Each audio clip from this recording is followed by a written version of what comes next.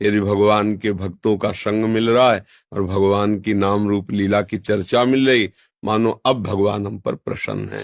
अब हमें क्या सावधान रखना चाहिए कि भगवान की प्रसन्नता का प्रतिदिन अनुभव हमारा बढ़ता रहे। वो कैसे बढ़ता है? कहते हैं श्रीमद् भागवत में वर्णन, जो प्रतिपल भगवान की शरण भावना में रहते हुए भगवद आश्रय लेकर आए हुए दुख सुख को समान भाव से सह लेता है और निरंतर नाम जप करता है, तो भगवान को उसे ऐसे प्राप्ति हो जाती है जैसे पिता की संपत्ति पर पुत्र का अधिकार हो जाता है, ऐसे भगवत प्राप्ति कर लेता है। तो नाम जप करते रहो, भगवान के आश्रित रहो, तुम्हारे ही कर्म के अनुसार दुख सुख आएंगे। शास्त्रीय सिद्धांत यदि समझ लोगे तो भटकना नहीं पड़ेगा। ये हमारे अंदर भटकन रहती ना कि कोई कुछ ऐसा कर दे कि हम सुखी हो जाएं। नहीं, बिल्कुल भ्रम में मत रहना। आपके किए होगा, आपके किए। जब आप सच्चे आचरण से चलोगे ना। देखो, बड़ी अंदर की बात है कि आप लोग दिन भर साधन करते हैं, लेकिन जब आप शयन करते हैं तो असावधान हो जाते हैं। बस वहां आपको समझना है, शयन का समय आप अंतिम समय समझो। उस समय इधर उधर देखो मत, इधर उधर चिंतन मत करो। बहुत सूक्ष्म बात है। आपकी रात पवित्र जाएगी, आपकी रात भजन में जाएगी और आपकी रात प्रकाश में होगी, अंधकार में नहीं होगी। और ये गुरु कृपा से प्रारंभ में ही बात डाल दी गई थी कि सोने के समय जरूर बैठना है, शयन करने के पहले हमें बैठना है। कुछ बातें डिलीट करनी है, कुछ बातें पुनः स्थापित करनी है। बैठकर हमें अपनी दिनचर्या पर दृष्टि डालनी है, आज गलती क्या हुई।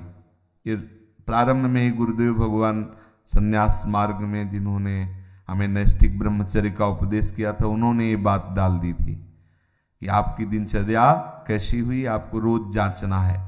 उनमें से जो गलती हुई वो अपने दिमाग में बैठालना है। जो बातें आपके साधन के विरुद्ध है उनको नष्ट करना है। उनका नष्ट करना मतलब उनको स्वीकार ना करना होता है। जो गलती हुई आगे से ना हो, क्यों हुई ऐसा समझो।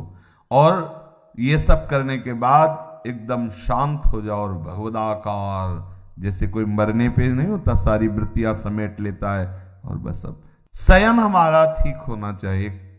अपने लोगों से कुछ गलतियां हो रही, देखो कोई भी सत्संग में बात होती है तो कहीं ना कहीं से तरंग आ रही है, वो हमें जरूरत है उस बात की, तो उसको संभालना चाहिए।